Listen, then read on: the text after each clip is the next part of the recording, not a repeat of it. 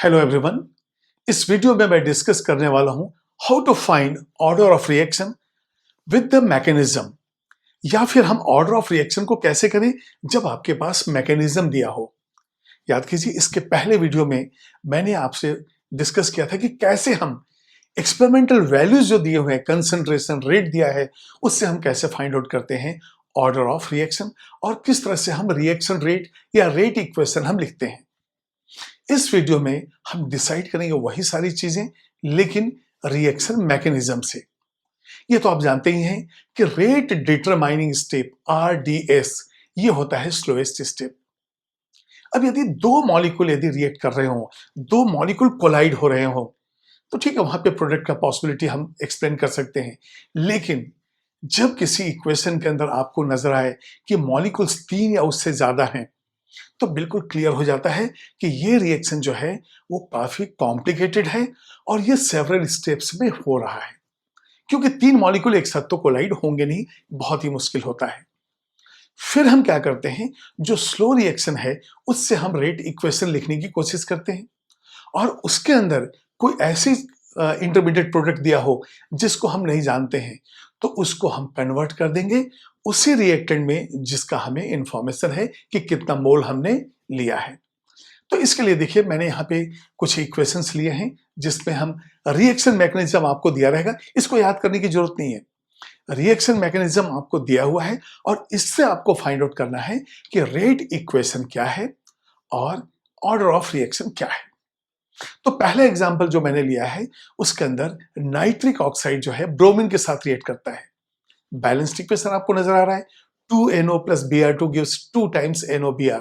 Nitrosyl bromide यहां पे बना, तो यहां नंबर ऑफ मॉलिक्यूल्स कितने हो रहे हैं, 2 and 1 3। तो 3 का मतलब ये हो गया कि ये कॉम्प्लिकेटेड रिएक्शन है, कोई ना कोई इंटरमीडिएट प्रोडक्ट बन रहा है जो कि कंज्यूम होगा। देखिए, इसका जब रिएक्शन स्टडी किया गया तो वहां पे दो रिएक्शन कंक्लूजन निकला। पहला रिएक्शन जो फास्ट है, जहां पे NOBr2 एक इंटरमीडिएट प्रोडक्ट बना, और सेकेंड रिएक्शन जो है वो स्लो है, जहां पे ये इंटरमीडिएट NOBr2 कंज्यूम हो जाता है। तो जैसा आप जानते हैं कि जो स्लो स्टेप है that is only the rate determining step RDS। तो यहां पे लिखेंगे second equation is RDS, rate determining step. तो यहां पे हमने लिख दिया रेट डिटरमाइनिंग स्टेप। अब ये बताइए, यदि रेट डिटरमाइनिंग स्टेप है तो यहां पे रेट किस पे डिपेंड करेगा, NO और NOBr2 पे। तो यहां पे हम लिखेंगे rate is directly proportional to NO and NABr2। Second equation हमारा RDS है। अब ये मालूम है कि NOBr2 जो है ये तो फर्स्ट इक्वेशन में प्रोड्यूस हुआ, ये काफी फास्ट है। इसका मतलब सेकेंड इक्वेशन में जब ये कंज्यूम होगा तो इसका इनिशियल कंसंट्रेशन फाइंड आउट करना मुश्किल है। तो हम क्या करेंगे, इस NOBr2 को कन्वर्ट कर देंगे NOBr2 के टर्म्स में। तो सबसे पहले देखिए, यहाँ पे कांस्टेंट एक हो जाएगा। चलिए, हमने कांस्टेंट लिया, ढेर सारे K1 K2 K3 आएंगे, तो हमने K1 ले लिया, और यहां हो जाएगा NO एंड NOBr2। ठीक है। अब यहां पे NOBr2 इज अननोन, तो यहां लिखेंगे NOBr2 इज अननोन। ये देखिए, फर्स्ट स्टेप पे जो है हमें मिला है, तो वहां से जो रेट है, मतलब रेट ऑफ डिसअपियरेंस इनका रेट ऑफ फॉर्मेशन इनका बराबर होगा। रेट ऑफ फॉर्मेशन NOBr2 का वही होगा जो rate of disappearance NO and Br2 का है। क्यों, ये देखिए इसमें 1 1 1 है, तो यहां पे हम लिखेंगे ये जो मोलर कंसेंट्रेशन जो चेंज हो रहा है NOBr2 का, वो किस में होगा। चलिए K2 ले लेते हैं, और यहां से हो जाएगा NO एंड Br2।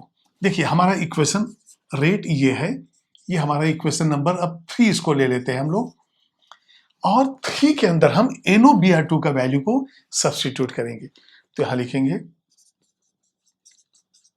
सब्स्टिट्यूट इन 3। तो 3 हमारे पास क्या है, रेट, यहां पे K1 और NO हो गया, इस NOBr2, अभी देखिए NOBr2 जो दिया है वैल्यू, उसको पूरा हम ये लिखेंगे, तो यहां से हो जाएगा इंटू K2 NOBr2।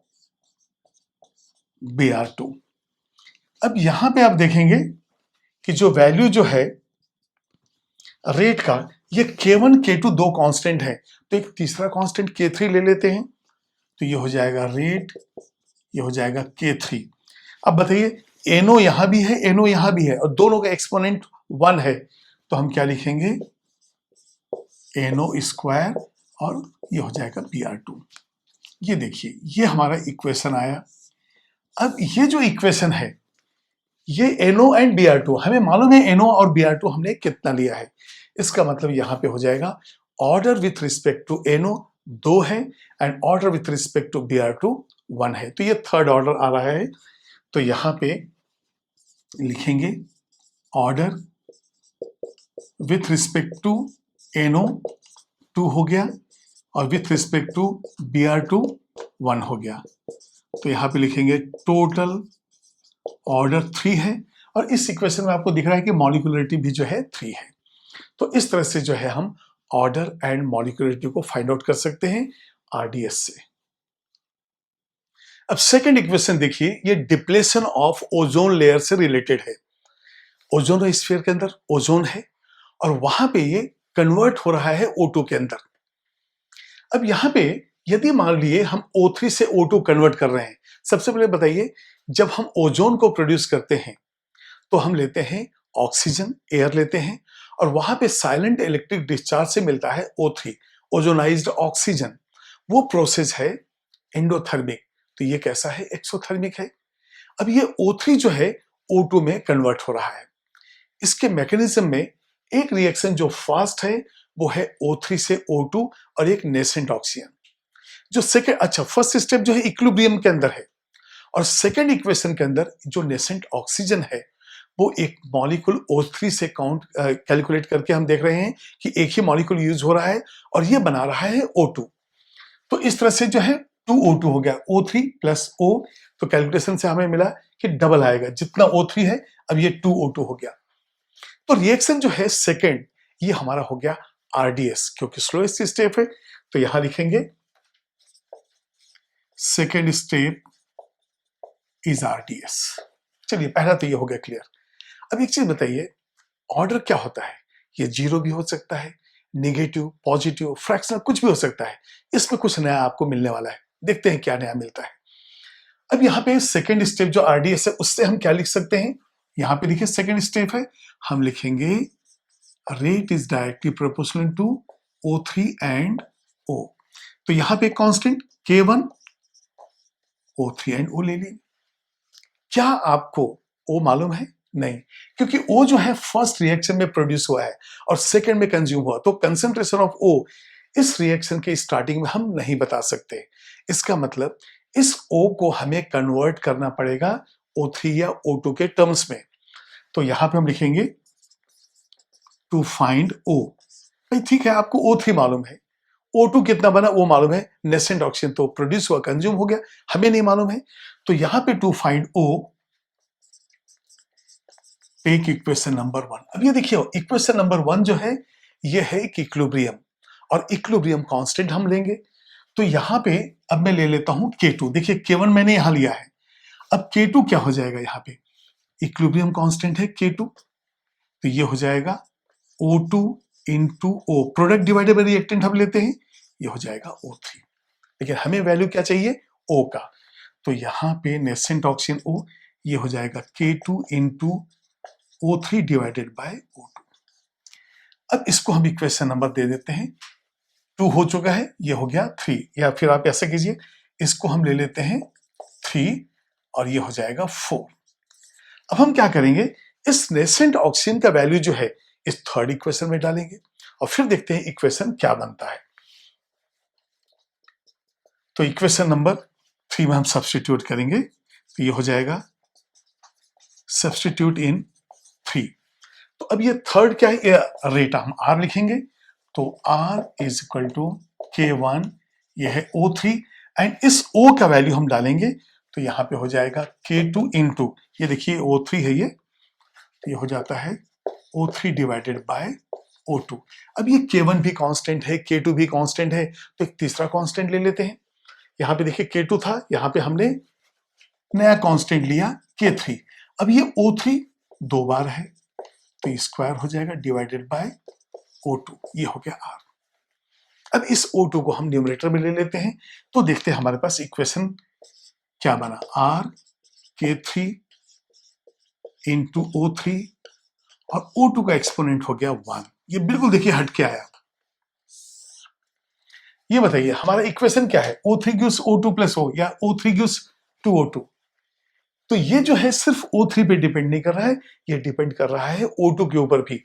तो यहां पे हम क्या लिखेंगे, टोटल ऑर्डर जो है कितना होगा, और order with respect to ozone. तो यहां लिखेंगे ऑर्डर, अब पहला आएगा विथ रिस्पेक्ट टू ओजोन, ये ओजोन का एक्सपोनेंट है 2, ये हो जाएगा विथ रिस्पेक्ट टू O2 -1। मैंने आपको कहा था ना कि ऑर्डर जो है निगेटिव भी हो सकता है। अभी तक कोई एग्जांपल आपने निगेटिव का नहीं देखा था, अभी आपको नजर आ रहा है निगेटिव। तो ये जो है, हाँ ये न्यूमेरिकल्स में था, जो 1/2 से हमने z = -1 लिया था, हाँ एक जगह था। तो ये जो है ऑर्डर, ओवरऑल ऑर्डर यहां लिखेंगे, ओवरऑल ऑर्डर 2 - 1 कितना हो जाएगा 1। तो ओजोन का डिकम्पोजिशन फर्स्ट ऑर्डर जरूर है, लेकिन order with respect to ozone होता है 2, order with respect to O2 होता है -1 एंड ओवरऑल है 1। तो इसमें देख रहे हैं कि मॉलिक्यूलरिटी अलग है, ऑर्डर बिल्कुल अलग है। यही रिएक्शन मैकेनिज्म से हमें मालूम करना है कि ऑर्डर अलग अलग स्पीसीज के क्या होंगे। अब इस इक्वेशन को देखिए, यहां पे NO2 नाइट्रोजन डाइऑक्साइड का कार्बन मोनोऑक्साइड के साथ रिएक्शन है, और यहां पे बनता है NO nitric oxide and CO2। अब इसके मैकेनिज्म में देखिए, फर्स्ट रिएक्शन जो है वो है स्लो। पहले वाली इक्वेशन में पहला स्लो नहीं था, फास्ट था, बाद में स्लो था। तो चलिए, चाहे फर्स्ट इक्वेशन स्लो हो चाहे सेकंड इक्वेशन स्लो, जो स्लो स्टेप है उससे ही हम डिसाइड करते हैं कि रेट इक्वेशन क्या होगा, क्योंकि वही है हमारा रेट डिटरमाइनिंग स्टेप। अभी देखिए फर्स्ट इक्वेशन जो है ये है स्लो, तो यदि मैं इसको फर्स्ट इक्वेशन कर दूं, ये देखिए ये फर्स्ट इक्वेशन है, ये स्लो है, तो यहां लिखेंगे first equation is slow, hence RDS rate determining step. अब जो रेट डिटरमाइनिंग स्टेप है वहीं से हम रेट निकालेंगे। तो रेट किस तरह से होगा, ये देखिए रेट R, तो सबसे पहले तो हम डायरेक्टली प्रोपोर्शन ही लिख लेते हैं, directly proportion to reacting substances slow में कौन कौन से है, ये NO2 दो बार है, तो इक्वल टू एक कांस्टेंट तो होता ही है, और ये हो जाएगा स्क्वायर। ये जो इक्वेशन है यही है रेट इक्वेशन, जो डायरेक्ट हमें मिल गया इस स्लो स्टेप से। तो order with respect to NO2 कितना है 2। अब यहां पे देखिए कहीं भी CO जो है इन्वॉल्व नहीं है, इसका मतलब जो है CO का इसके रेट पे कोई असर नहीं है, क्योंकि वो टर्म में है ही नहीं हमारे पास। तो यहां लिखेंगे ऑर्डर विथ रिस्पेक्ट टू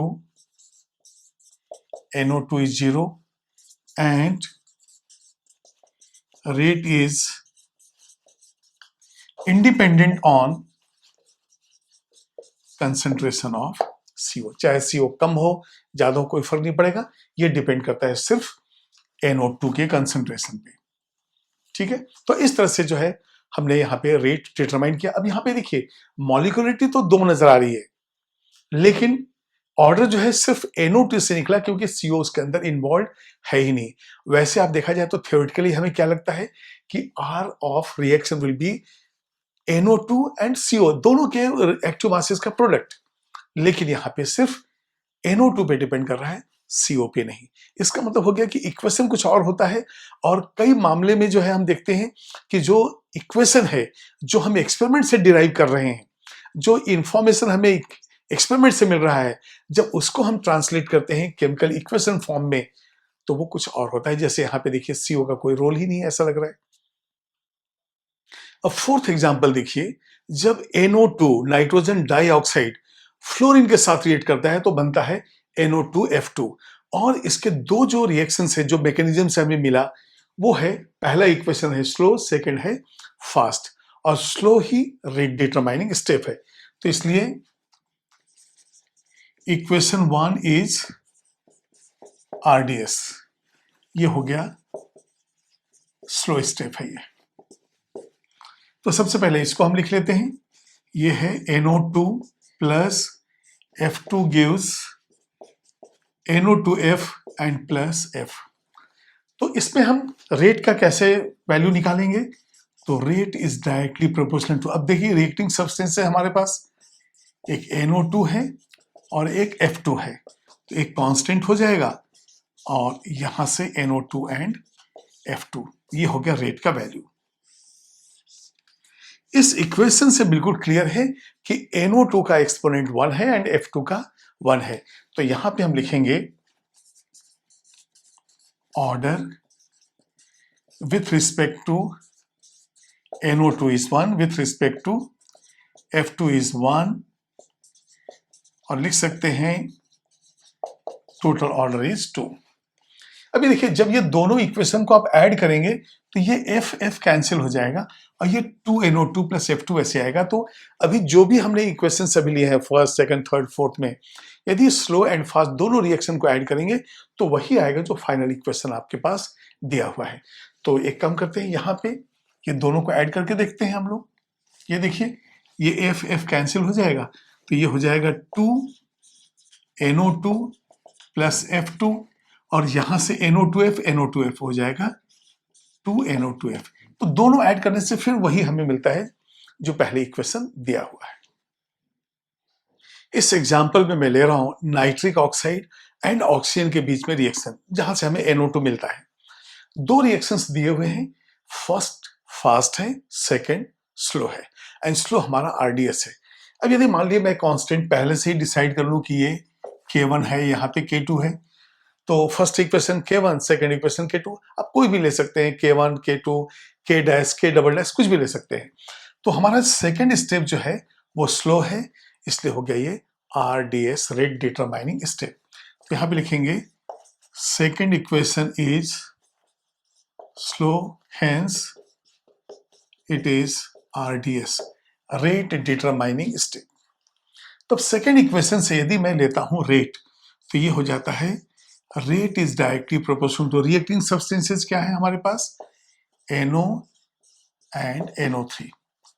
एक कांस्टेंट पहले से हमने डिसाइड किया है कि K2 होगा, तो ये देखिए K2, NO एंड NO3। अब ये बताइए यहाँ पे R का वैल्यू तो NO और NO3 के टर्म्स में है, लेकिन आपको तो मालूम ही नहीं कि NO3 कितना है, क्योंकि रिएक्टिंग सब्सटेंसेस दो ही हैं, NO एंड O2। तो हम क्या करेंगे, जो फर्स्ट इक्वेशन जो इक्विलिब्रियम का है वहां से हम वैल्यू NO3 का निकालेंगे। तो यहां पे लिखेंगे to find the value of NO3 from 1।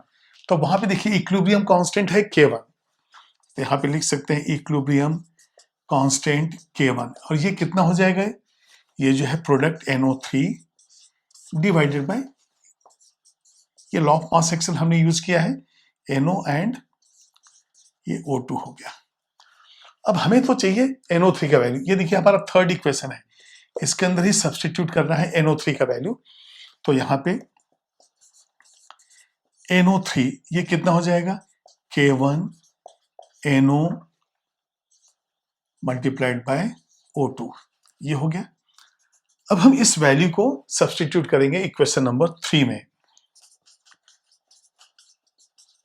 Substitute इन 3, उस थर्ड इक्वेशन में हम NO3 का सब्स्टिट्यूट कर देंगे वैल्यू।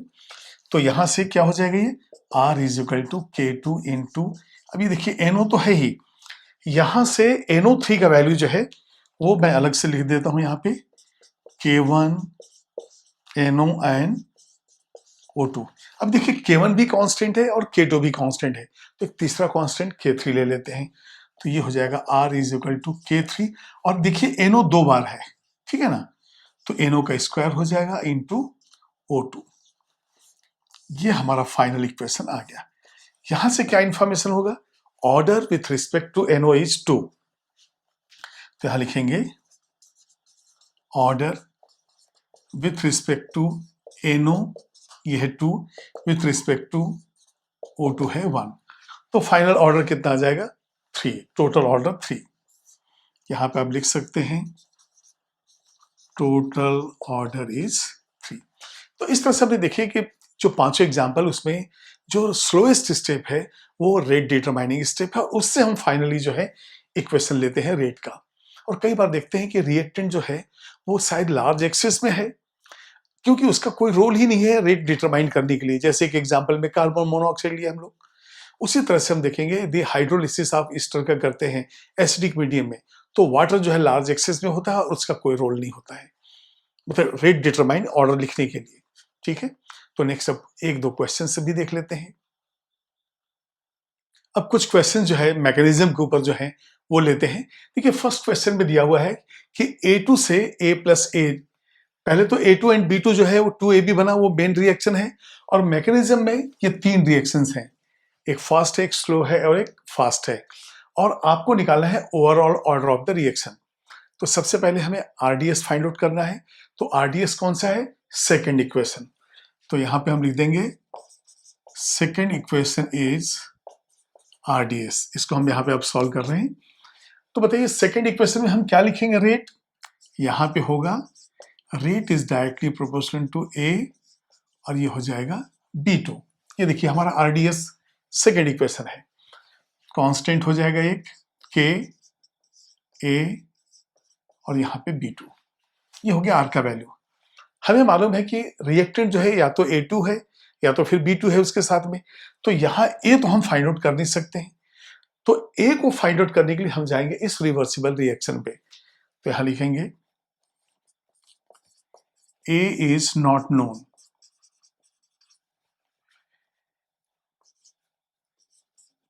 Find from 1। अब ये देखिए इक्विलिब्रियम कांस्टेंट यहाँ पे हम ले लेते हैं। तो चलिए यहाँ पे जैसे सीक्वेंशियल ऑर्डर में आएगा तो वैसे चलिए हमने इसको यहाँ पे K1 ले लिया, K2 यदि जरूरत हो तो यहाँ पे K3, लेकिन शायद मुझे जरूरत नहीं लगता है। तो चलिए यहाँ से हम K1, तो ये जो है K2 वैल्यू हम ले लेंगे। अब K1 फर्स्ट इक्वेशन से K1 कैसे निकलेगा, इक्विलिब्रियम कांस्टेंट। ये देखिए equilibrium constant K1 is equal to, ये हो जाएगा A into A divided by A2। अब यहां से हमें A का वैल्यू निकालना है। तो ये तो सबसे पहले ये देखिए A square divided by A2 हो चुका है। अब यहां से हम जब आगे जाएंगे तो ये हो जाएगा A, चलिए पहले A स्क्वायर ले लेते हैं और ये कितना होता है K A2, तो स्क्वायर रूट ले लेंगे। तो ये हो जाएगा K एक्सपोनेंट हाफ और A2 एक्सपोनेंट भी हो जाएगा हाफ। हमारे पास जो रेट इक्वेशन है, चलिए इसको हम ऐसा करते हैं, फोर्थ नंबर डाल देते हैं और यहां पे A का वैल्यू सब्स्टिट्यूट करेंगे। ये हो गया सब्स्टिट्यूट इन 4 में देखिए B2 तो हमें मालूम है, A मालूम नहीं, इसलिए हमने ये डेरिवेशन लिया है। अब यहां से हम लेंगे R का वैल्यू। तो R इज इक्वल टू, ये K2 पहले से था, अब ये A का वैल्यू हम इतना लिख देंगे, तो यहां से हो जाएगा। और यहां पे हमने लिया है K1, तो K1 एक्सपोनेंट हाफ इंटू, अब यहां पे देखिए A का A2 तो पहले जो है वो हम लिख ही देंगे, और फिर यहां से B2 है, ये देखिए ये B2 है। अब ये दोनों कांस्टेंट की जगह एक तीसरा कांस्टेंट डाल देते हैं, तो ये हो जाएगा K3 इंटू A2 हाफ है, B2 का एक्सपोनेंट 1 है। रेट इक्वेशन आ गया। अब हम लोग लिख सकते हैं यहां पे order with respect to A2 है हाफ, हम 0.5 ले लेंगे, और order with respect to B2 ये है हमारा 1, तो यहां लिख देंगे ओवरऑल ऑर्डर ये हो जाएगा 1.5। तो 1.5 का मतलब हो गया थर्ड ऑप्शन हमारा आंसर है। तो फर्स्ट क्वेश्चन का ऑप्शन नंबर 3। इस सेकंड क्वेश्चन को देखिए, यहां पे Cl2 प्लस H2S के बीच का रिएक्शन है और प्रोडक्ट वहां फर्स्ट लाइन में ही आपको दिया गया है। इसमें दो तरह के मैकेनिज्म को सजेस्ट किया गया है। आपको बताना है कि कौन सा मैकेनिज्म जो है इसको एक्सप्लेन करेगा, ए या बी या दोनों या कोई नहीं। तो इसके लिए हमें क्या करना पड़ेगा, जो भी स्लो रिएक्शन है उसके अनुसार हम जो है मैकेनिज्म को फॉलो करेंगे और रेट का एक्सप्रेशन लिखेंगे। तो चलिए, पहला हमने लिया मैकेनिज्म ए, और मैकेनिज्म ए में हमारे पास स्लो कौन सा है, ये वाला स्टेप, इस पे ये रिएक्टेंट है, तो यहां हो जाएगा रेट, क्योंकि जो स्लो है वही हमारा आरडीएस है, ये हो गया हमारा आरडीएस। तो रेट इक्वल टू एक कांस्टेंट लगा देते हैं के, ये हो जाएगा Cl2 एंड H2S। अब Cl2 एंड H2S तो हमारे पास है ही, तो ये पॉसिबिलिटी है कि हाँ ये सही हो, लेकिन हमको मैकेनिज्म बी भी देखना है। अब लेंगे हम मैकेनिज्म बी। मैकेनिज्म बी जो है उसके अंदर ये स्लो है, तो ये हो जाएगा आरडीएस। तो इसके अनुसार हमारे पास ये दो रिएक्टेंट हैं, तो यहां हो जाएगा रेट इज इक्वल टू के, और यहां पे आ जाएगा ये Cl2 और ये हो जाएगा HS माइनस। अभी जैसे मालूम है आपको कि HS माइनस तो हमें मालूम नहीं है, HS माइनस जो है हमारे नॉलेज में नहीं है कि कितना है, तो हमें HS का वैल्यू निकालना है। तो देखिए ये इक्विलिब्रियम है, तो यहां पे यदि मान लीजिए ये हम दे देते हैं फर्स्ट इक्वेशन, ये है सेकेंड, ये है थर्ड, ये है फोर्थ, तो हम लेंगे फ्रॉम फोर्थ इक्वेशन। अब इक्वेशन में हम देखेंगे ये इक्विलिब्रियम है, और यहाँ पे हम k लिख चुके हैं। चलिए एक काम करते हैं, यहाँ पे K1, यहाँ पे K2, तो ये स्लो में इसको हम K1 ले लेंगे और ये स्लो में हमने K2 ले लिया। लेकिन ये इक्वेशन को जो है इसको K2 और इसको K3 ऐसा कर देते हैं, सिक्वेंशियल ऑर्डर में आ गया। तो ये जो है ये K3 हमारे पास हो गया। अब इस इक्विलिब्रियम में इक्विलिब्रियम कांस्टेंट हमारे पास है K2, और ये है हमारा H plus HS minus divided by H2S। हमें चाहिए वैल्यू किसका, HS माइनस का, ये हमें अननोन है, तो यहां से हम निकालेंगे HS माइनस, ये क्या हो जाएगा, क्रॉस मल्टीप्लाई कर देंगे K2 H2S divided by H plus. अब इस HS माइनस को लिखेंगे, तो यदि मान लीजिए हमारे पास ये इक्वेशन नंबर 5 है, इक्वेशन नंबर 5, तो यहां पे लिख देंगे सब्स्टिट्यूट इन 5। तो रेट का वैल्यू अब देखेंगे हम लोग क्या होगा, ये देखिए ये है रेट। अब ये K3 हम लिख देंगे, Cl2 ऑलरेडी है यहाँ पे, और इस HS का वैल्यू हम इसको ऐसे लिखेंगे, तो ये हो जाएगा K2 into H2S divided by H plus. अब यदि मान ली इसकी जगह हम एक कांस्टेंट भी हम लिख देते हैं, कोई नया कांस्टेंट, ये देखिए ये हो जाएगा K, तो ये हो जाएगा Cl2 into H2S divided by H plus. इस H प्लस की वजह से ये मैकेनिज्म जो है पॉसिबल नहीं है। क्यों, जो हमारे पास रिएक्टेंट्स हैं वही हमारे पास होने चाहिए। तो Cl2 एंड H2S तो है, लेकिन H प्लस अननोन है, तो ये मैकेनिज्म हमको नहीं बता पाएगा कि रिएक्शन कैसे प्रोसीड हो रहा है। इसका मतलब सिर्फ जो A है यही हमारा आंसर है। That's why your answer is fourth option. ये fourth option answer, mechanism only A है।